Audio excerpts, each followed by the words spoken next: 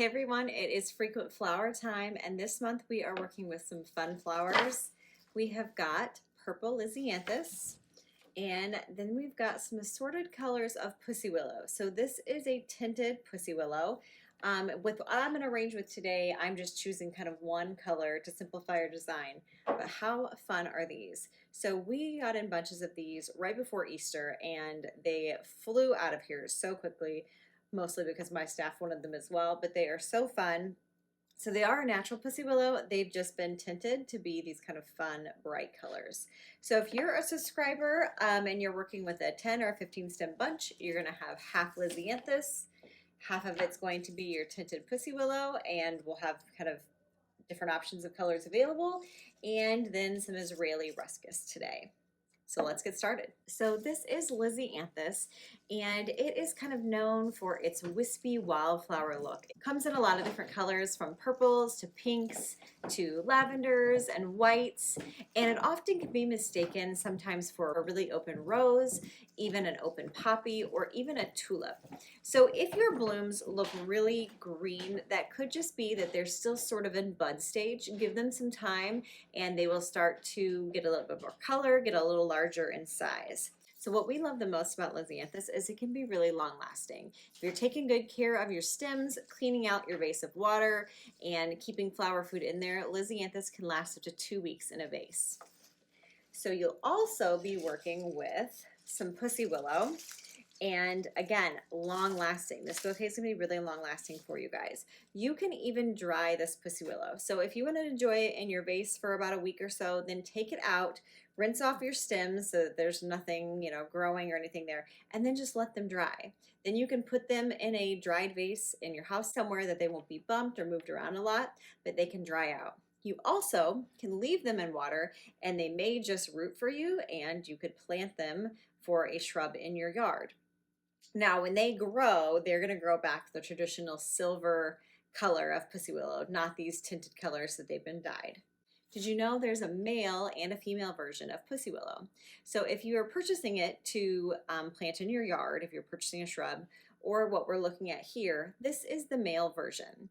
So the male version, this is actually before the flower blooms. These outside kind of fuzzy kittens, or what they're called, are actually there to protect the flower from the inside. If we let them go to bud stage, these will eventually burst open and have little flowers.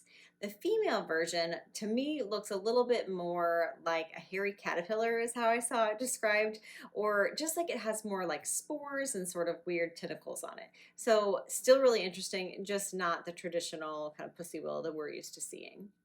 So today we're just going to design a simple vase arrangement, more of a linear arrangement. I've got just a cylinder vase here, so this arrangement is going to be very upright and linear. Hey, I wanted to mention while we're here that if you're watching this video on YouTube, our YouTube channel is only about 4 subscribers away from hitting 1,000 followers. When we created this channel, it was simply for the purpose of sharing these tutorial videos with our local customers who are our flower subscribers who get these bunches of flowers each month. Now we have people from all over the world watching our tutorial videos, which we love to see that. We love when you comment and tell us where you're from, and I just think that's really cool. So if you are watching this and you haven't already subscribed, please do. You'll get notified anytime we have a new video.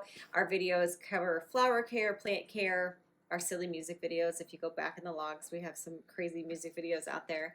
But it's just really cool that we've almost reached 1,000 followers, and we appreciate each and every one of you. So let's get started. I'm going to start by just holding my greens and creating kind of a small little posy bouquet in my hands here. This is what I'm going to begin with. Then I'm going to choose, I have a whole bunch of Lisianthus here, but we're just going to use 5 stems. 1, 2, 3, 4, 5, and set those aside. I'm going to start by just creating this linear bouquet. I started with my greens, and then I'm just going in with my Pussy Willow.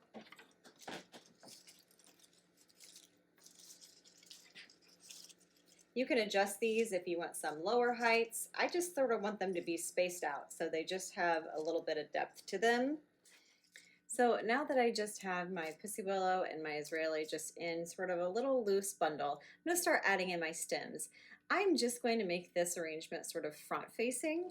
So typically if we were doing an all around arrangement, I would worry about making it sort of a spiral hand-tied bouquet that's going to stand up really nicely on its own. We're not working with a lot of stems today, so we're just going to worry about it being more front facing, and I'm going to worry less about that perfect spiral. But as I place my Lisianthus, I just want to think about including them at varying heights so that I'm adding some interest to the bouquet. So I'm kind of working down through.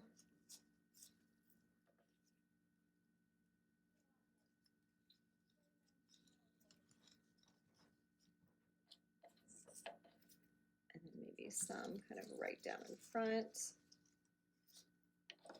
I love the little wispy buds like this. Make sure to include those. And then I've got a little piece of bind wire. So on your subscription bouquets, you probably have bind wire holding your information card on there. You're going to use that just to bind it all together. I don't know what I did without bind wire before it was available to florists. It's just so genius. It's a wire that already has sort of a paper coating to it. So before we would use florist wire and then we would cover it in tape. You don't have to do this with this, that it doesn't have to cut into your stems. But you're just going to bind it and almost twist it on there like it's a twisty tie. And we're going to give our stems a nice even cut. And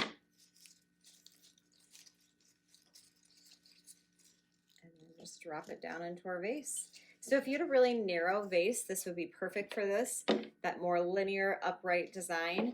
I've got just a simple like 4-inch cylinder vase and it's still standing pretty well there, even though there's not a lot of width to the bouquet. So I just thought this was a fun little version of something you guys can certainly DIY at home. I hope you enjoy your flowers this month and excited to see you again next month, and thanks for always joining us.